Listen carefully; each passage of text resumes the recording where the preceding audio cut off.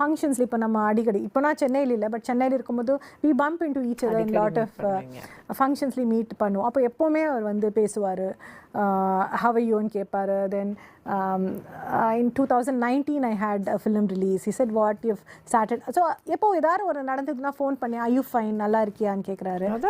So பெருமையா இப்போ நினைக்கிறேங்க பெருமை, பிகாஸ் அந்த டைம்ல 2 பேருமே அப்கமிங். அப்பாவோட ட்ரீம் அது சாதிச்சாரு. So both Vijay and Ajith I can say different angles. Like he got some fans, நமக்கு ரஜினி சார் கமல் சார் மாதிரி. ஸோ 2 பேருக்குமே ஃபேன்ஸ் இருக்காங்க. ரெண்டு பேருமே அவங்க இடத்துல இருக்காங்க டாப்பில்.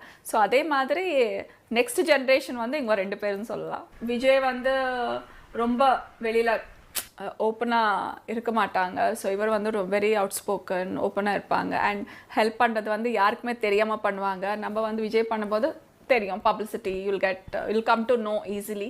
பட் இவர் என்ன பண்றாரு வந்து தெரியாது. ஸோ கேஷுவலா பேசிப்போம், நல்லா எல்லாத்த பத்தியும் டிஸ்கஸ் பண்ணிப்போம், சாப்பாடு பத்தி பேசிப்போம், அப்புறம் லொகேஷன் என்னப்பா இவ்வளவு தூரம் கொண்டு வந்து வச்சிருக்காங்கன்னு கேஷுவல், ரொம்ப கேஷுவல் டாக்ஸ் தாங்க. மூவியலா எல்லார்கிட்டயும் ஜெல் ஆகுற கேரக்டர் கிடையாது.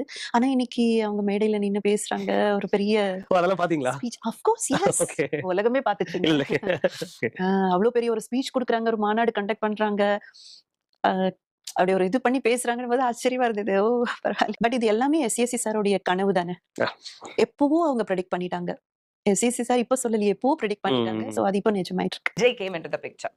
பட் அதே குழுமனாலில போய் விஜயோட அந்த அளவுக்கு ஒரு மெமரபிள் சாங், என்னவள எந்த அளவுக்கு மெமரபிளோ அரும்பும் தளிரே அந்த அளவுக்கு மெமரபிள். நான் இவ்வளவு பேசுறேன்ல, நான் விஜயை பார்த்து ரொம்ப வருஷம் எங்கேயுமே சந்திக்கிறதுக்கான சூழ்நிலை ஏற்படலை. நான் எஃபர்ட் எடுக்கல வெரி, பிகாஸ் இன்னைக்கும் பார்த்தா நான் அந்த அது ஒரு ஹீரோ வர்ஷிப்ங்கிறது வந்து இப்போ இல்லை, அப்போவே. Because I was only 14 years old. He was my first exposure to a man, and that was Vijay. So that was something very special. எனக்கு ரொம்ப கம்ஃபர்டபுளா இருந்துச்சு. அவரும் ரிசர்வ்டு, இப்போ நானும் ரொம்ப ரிசர்வ்டா தான் இருப்பேன் ஆன் செட்ஸ். ஆமா, படம் பண்ணல, பட் நான் அவருக்கு ஃபேன் ஆவேன்னு நான் வந்து போய் உனக்காக ஒர்க் பண்ணும்போது நான் நினைக்கல. அதுக்கப்புறம் கொஞ்சம் கொஞ்சமா அவரோட படங்கள் பார்க்க ஆரம்பிச்சு. துப்பாக்கி வந்து இட்ஸ் லைக் எத்தனை தடவை பார்த்தேன்னு எனக்கே தெரியாது. ஆமா, ஃபேனா அவருக்கு மாறினதெல்லாம் வந்து லேட்டர் பீரியட்ல. துப்பாக்கி ரொம்ப ரொம்ப பிடிச்ச மோஸ்ட் ஃபேவரட் ஃபிலிம். ரொம்ப பிடிக்கும். அவர் ஒர்க் பண்ணதுல எப்ப பார்த்தாலும், எப்ப ஃப்ரீயா இருந்தாலும் பார்ப்பேன். நம்ம நாடை நல்லா வச்சுக்கணும்னு நினைக்கிறது அது கொஞ்சம் ஒரு எக்ஸ்ட்ராடினரி பர்சனுக்கு தான் அந்த ஃபீலே வரும். அது வந்து அப்புறம் அதுக்கு பல ஹார்ட் ஒர்க் பண்ணணும், பல கிரவுண்ட் ஒர்க் பண்ணணும். அவர் ஆல்ரெடி ஆக்டரா எனக்கு தெரிஞ்சு எடுத்த உடனே அவர் சூப்பர் ஸ்டார்லாம் இல்லை. ஐ மீன் எக்ஸ்ட்ராடினரி ஸ்டார்லாம்